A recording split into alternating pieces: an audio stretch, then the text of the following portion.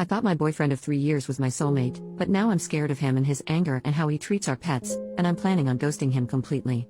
I, 24F, will try to keep this as short as possible because I feel a lot of what's going through my brain is nonsense rambling. But my boyfriend, 23M, and I met at work nearly 4 years ago. We hit it off right away and formed a really close friendship. We didn't get together until a year later after we went through our own respective breakups. I was so happy after we got together. I felt like I had met my soulmate. He was almost everything I wanted in a man. I started to rethink that in the last month or so. For some context, my boyfriend had kept in contact with his ex even after I made it clear I was uncomfortable with it. After a while I stopped bringing it up because I knew what the answer would be. After a conversation with my sister, I brought it up one more time about 2 months ago. He told me that he had already blocked her. I had never felt more happy and felt a positive shift in our relationship. Too bad it was a lie. About a month or so ago I came home with this gut feeling that something was off with him. So for the first time in my life I looked through a partner's phone. The messages were innocent enough but spanned back far enough to tell me he lied about it ever blocking her. Not only did he lie about not being in contact, he'd blown off a date night with me to go hang out with her. When I confronted him he broke down and said that he had only gone to her because he was feeling upset about his family's situation. He claims the only reason he didn't come to me was because he thought I couldn't handle the stress given my mental illness. At the time I wanted to work it out and forgave him under the condition that he blocked her and came to me about his issues. He got better about telling me things, and as far as I knew he had her blocked. Well, the other night he said he was going out with some friends and would be home late. All of this was fine and normal until I noticed that he had turned off his location and was ignoring my calls. He says that he left his phone in his car and turned off his location by accident.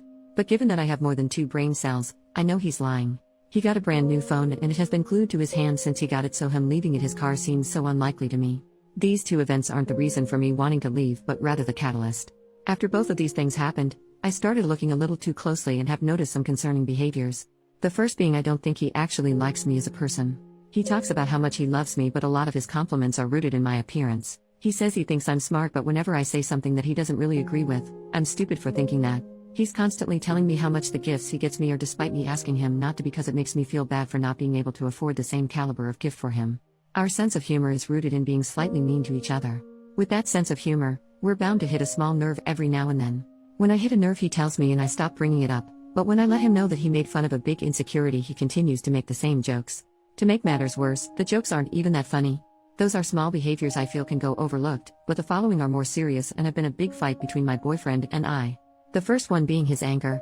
No matter the situation, if there is any kind of inconvenience he defaults to anger.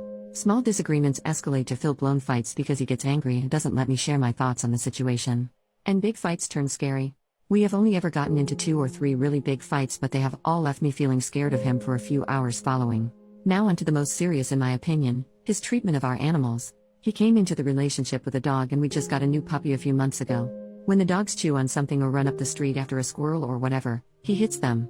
I'm not talking about a pop on the nose, I mean our puppy will scream his head off because my boyfriend is so incredibly mean to him. In an attempt to keep the violence to a minimum, I took over their punishments. It's worked for the most part, but there are moments where he gets to them first and I always feel so guilty. I also brought a cat into this relationship, and even though he hasn't laid a finger on the cat, he makes way too many jokes about hurting him. I know I want to leave, but I'm torn between talking to my boyfriend about it or just packing up and leaving one day while he's at work. Any advice?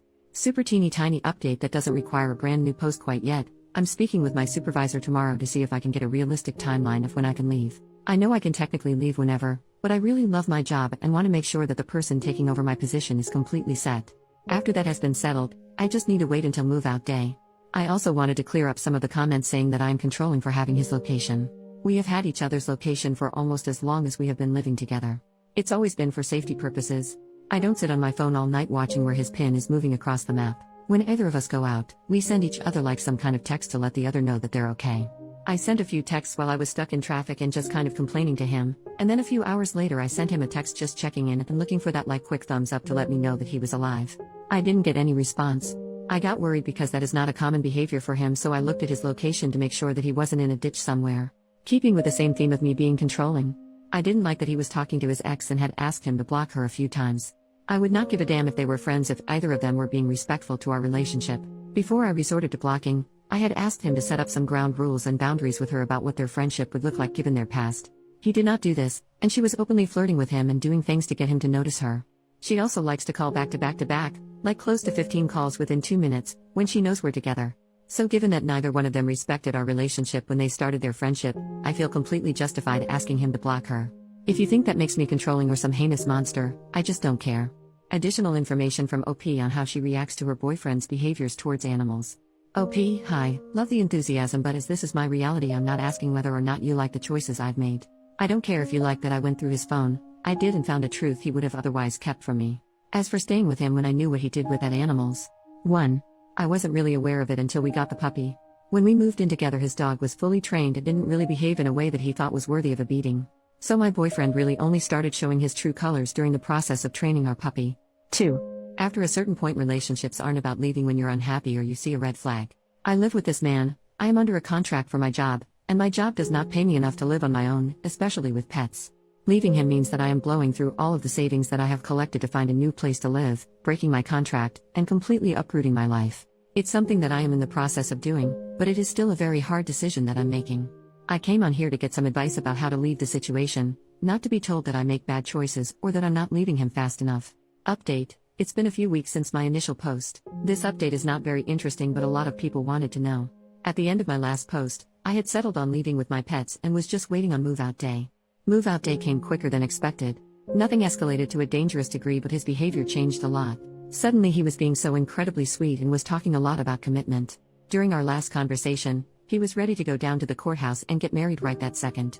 I'm not sure if this is what love bombing is or if it was just him being desperate because he sensed I was pulling away. After that conversation, I knew if I stayed, nothing good would come out of it. So, I called my family to come help me move out after he left for work. I was able to get out safely with my cat and puppy. I wound up sending a message kind of explaining why I left and asking him to never contact me again before blocking him on everything. So far, he's only tried to call me from a different number once. If he continues to reach out, I plan to talk to local law enforcement to see if a restraining order is possible. I'm not a fan of how everything ended, but I am glad to be out of that situation and somewhere safe where I can learn who I am outside of him. Relevant comment: OP should get a restraining order against her ex so he can't come near her. OP, in my state you can't get a restraining order unless there is a proven history of violence or stalking. So a restraining order won't be likely unless he finds me. Yes, we live together and I feel like it would be different if I was still in the area where we lived. However, I wound up moving to the other side of our state. So in order for him to come find me in person, he would have to drive hours. Regardless of him claiming forgotten items or whatever, the distance he would have to drive would be considered stalking in my state, which would definitely make getting a restraining order just a teeny tiny bit easier. I'm not under any impression that it's super duper easy to get a restraining order, but if he were to try and come in person, that would at least be worthy of a temporary protection order in my state. Which that would only protect me for about 6 months to a year, but definitely better than nothing if it comes to it. Commenter number 2, were you able to take the puppy given to your ex? OP, I took the puppy and the cat. I couldn't take his dog because of legal stuff, but I did leave a message with animal welfare. However, I'm not sure if he got a call or a visit or whatever. I wish I knew more.